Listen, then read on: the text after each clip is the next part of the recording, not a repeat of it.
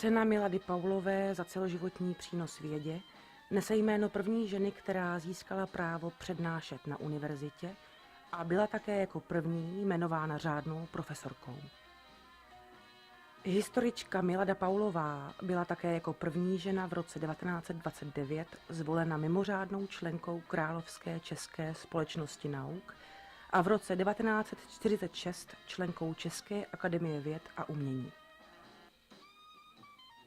Profesorka Paulová patřila mezi přední historiky a byzantology.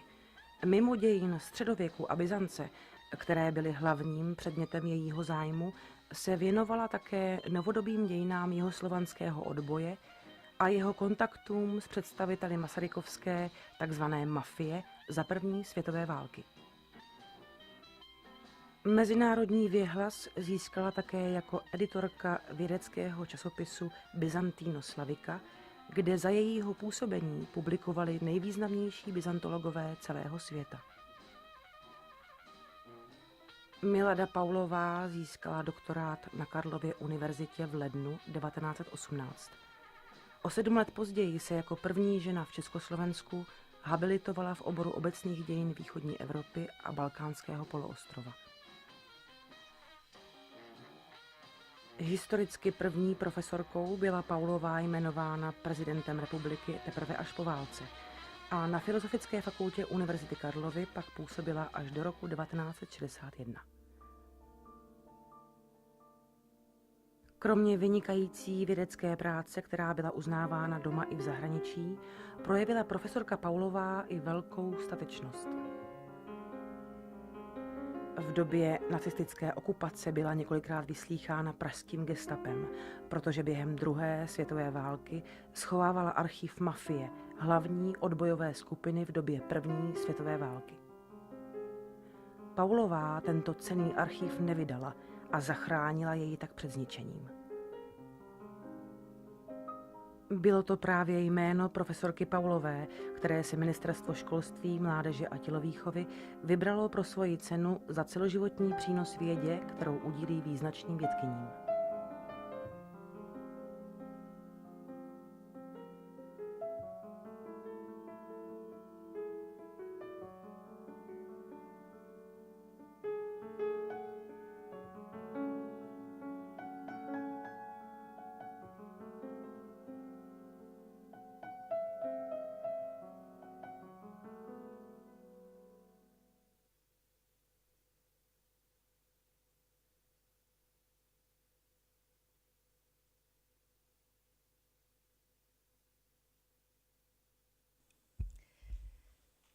Nyní se, vážené dámy a pánové, dostáváme k poslední části našeho dnešního programu. Já jsem velice ráda, že jsme mohli do naší konference začlenit slavnostní ceremoniál předávání ceny Milady Paulové za rok 2014 v oboru stavební inženýrství a architektury.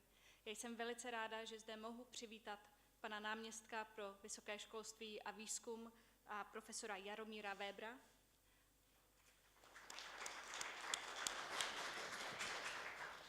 předsedu poroty, pana profesora Rostislava Drochytku a jsou zde mezi námi 2 z celkového počtu 5 nominovaných, paní profesorka Milena Cízlerová a paní profesorka Alena Kohutková.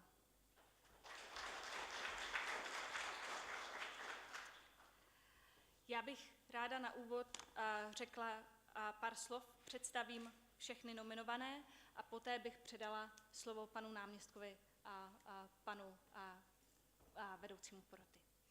Ministerstvo školství, mládeže a tělovýchovy udílí cenu Milady Paulové od roku 2009. Je to cena ministra školství za celoživotní přínos vědě a vždy v daném oboru vědeckého působení. V letošním roce je tedy cena Milady Paulové udělena v oblasti stavebního inženýrství a architektury, a to s cílem upozornit na výročí 100 let od doby, kdy ke studiu nastoupila první absolventka architektury Milada Pavlíková, a podpořit rostoucí zájem veřejnosti o témata spojená s vytvářením a kultivací veřejného prostoru, jeho proměnami a stavebními zásahy člověka do životního prostředí. Zároveň je oblast architektonicky, materiálově a energeticky efektivní městské výstavby jednou z velkých výzev Grand Challenges evropského výzkumného prostoru. Nutno podotknout, že zastoupení žen v technických vědách obecně je velmi nízké a v posledních letech se dokonce snižuje. Ženy představují v technických vědách pouhých 12,8 % výzkumných pracovnic a od roku 2001 se jejich zastoupení snížilo o 4 procentní body. Cena si proto v roce 2014 klade za cíl vyzdvihnout úsilí a práci žen, které se vědecké profesi v technických vědách věnují, a inspirovat mladou generaci, aby se vydala na vědeckou dráhu právě v těchto oborech, kde je zastoupení žen dlouhodobě velice nízké. A nyní mi dovolte představit nominované. Paní profesorka Milena Císlerová z Fakulty stavební Českého vysokého učení technického v Praze. Profesorka Císlerová je významnou osobností oboru vodní hospodářství a vodní stavby na české i mezinárodní odborné scéně. Svůj výzkum věnovala především oblasti hydropedoologie, v níž patří mezi průkopníky matematického modelování odtoku vody z půdního profilu a takzvaného preferenčního proudění.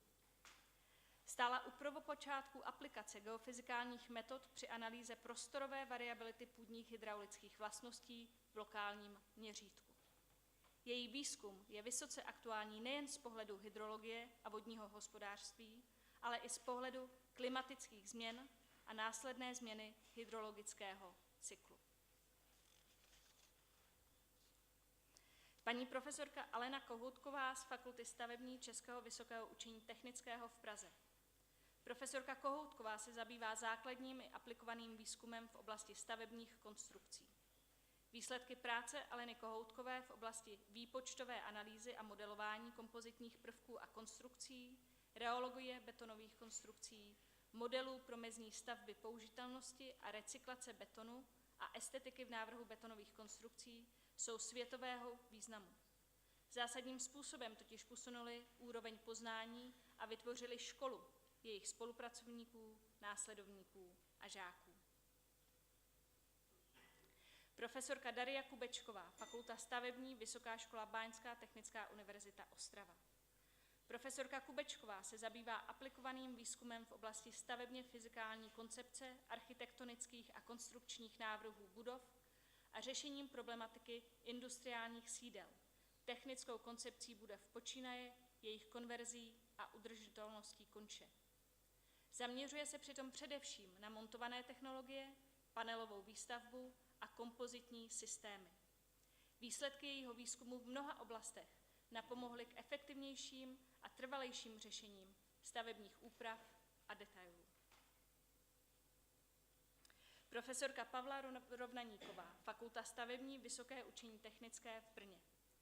Profesorka Rovnaníková je uznávanou odbornicí v oblasti chemie stavebních hmot. Ve své práci se zabývá vývojem nových pokročilých materiálů a korozí stavebních materiálů.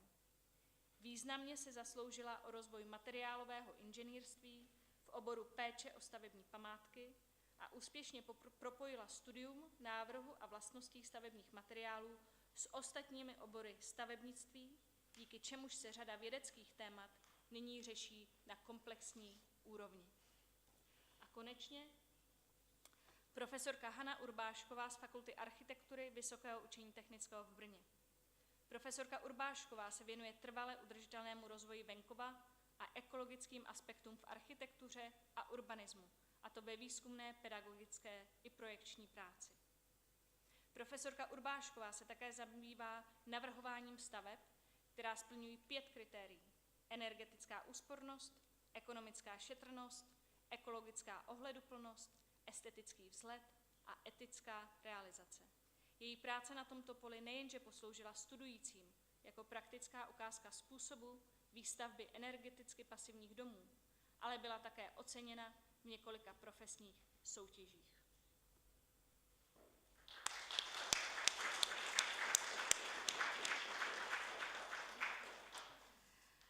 Laureátku navrhla ministrovi školství, mládeže a tělovýchovy porota v tomto složení. A předsedou poroty, jak již bylo řečeno, je profesor Rostislav Drochytka, děkan Fakulty stavební z Vysokého učení technického v Brně.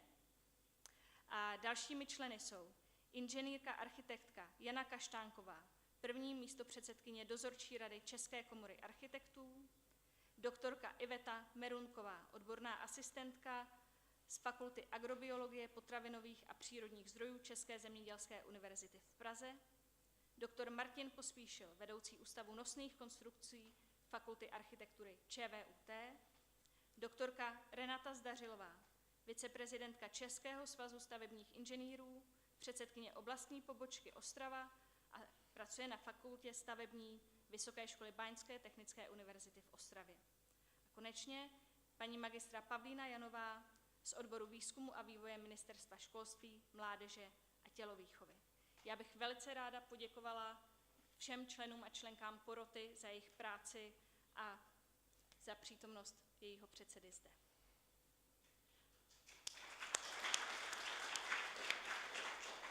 Předtím, než předám slovo panu předsedovi poroty a panu náměstkovi, bych ještě ráda poděkovala svojí kolegyni Haně Tenglerové, která za Národní kontaktní centrum ženy a věda má na starosti cenu Milady Paulové a řekla bych, že odvádí skvělou práci. Díky moc. A nyní, jestli mohu poprosit o slovo předsedu poroty a pana profesora Drochytku. Vážený pane náměstku, vážené dámy, vážení pánové, jestli tu někteří ještě jsou. Bylo pro mě velkou ctí, že jsem byl zvolen předsedou této komise. Byť zpočátku jsem si říkal, že to bude velice jednoduché, neboť je tam pouze 5 nominantek.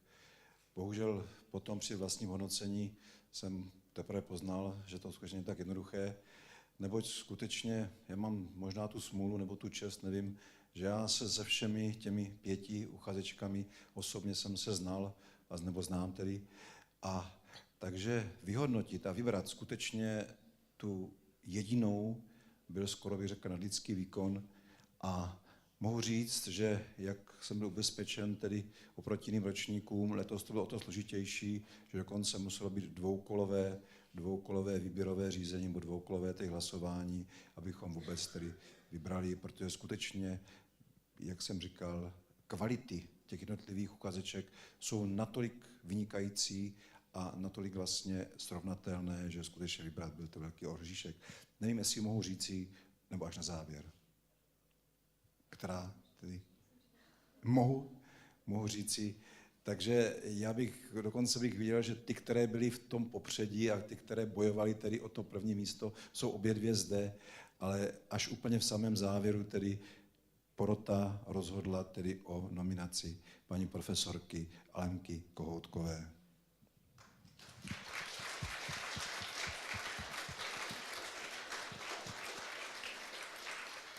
Takže blahopřeji.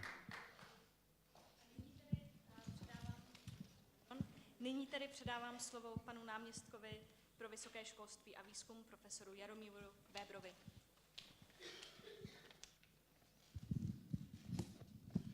Dobré odpoledne, vážené dámy a vážení pánové. Také sleduji, kolik jich ještě zbylo. A s potěšením jsem přijal toto pozvání, protože jsem si říkal, že budu mezi ženami a nemýlil jsem se. Na úvod mi dovolte, abych omluvil pana ministra školství, mládeže a tělovýchovy Marcela Chládka, který v současné době plní svoje úkoly senátora při jednání Senátu. A nejen jako senátor, ale i jako představitel ministerstva školství, protože se v Senátu projednává mimo jiné i česko-slovenská smlouva o uznávání titulů. Takže v tuto chvíli zřejmě obhajuje tuto smlouvu, respektive další body, které jsou na programu jednání Senátu. Musím říci, že jsem si připravil, respektive dostal jsem řadu podkladů, kde bylo spousta informací, ale za tu krátkou chvíli, co jsem zde, jsem zjistil, že už všechny informace byly řečeny. Proč se cena jmenuje cena Milady Paulové, proč se uděluje, také zde bylo řečeno. Představení nominantek zde bylo také řečeno, takže mě přísluší snad jenom již předat cenu a popřát jak nominantkám, tak i laureátce této ceny mnoho dalších pracovních úspěchů a i osobních úspěchů do dalšího života a do další jejich činnosti. Takže tolik asi úvodem a ty dva papíry, které jsem měl připraveny, už odložím, protože bych jenom přečetl to, co jste z jiných úst a v jiných souvislostech a možná doprovozené obrázky viděli před chvílí.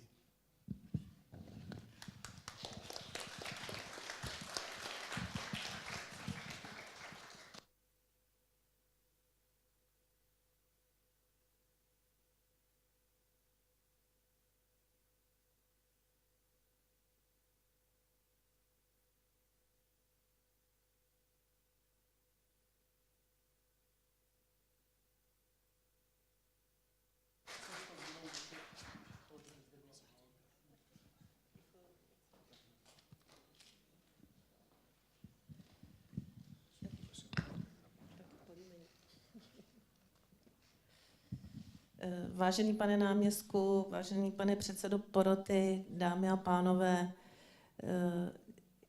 já nechci říct, že jsem to nevěděla, samozřejmě vím, ale přijímám tuto poctu s velkou pokorou.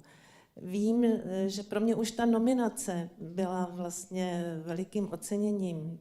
Být ve společnosti těch dám, o kterých jsme tady slyšeli, paní profesorky Cízlerové, která byla první profesorkou u nás na fakultě, paní profesorky Kubečkové, která byla první děkankou stavebních fakult, paní profesorky Rovnaníkové, která je prostě guru ve stavební chemii, i paní profesorky Urbáškové, která tady zastupuje tu krásnější část stavebnictví, to znamená tu architekturu. Já bych v tuhle chvíli chtěla poděkovat jednak těm, kteří mě nominovali, protože ve mě vložili důvěru.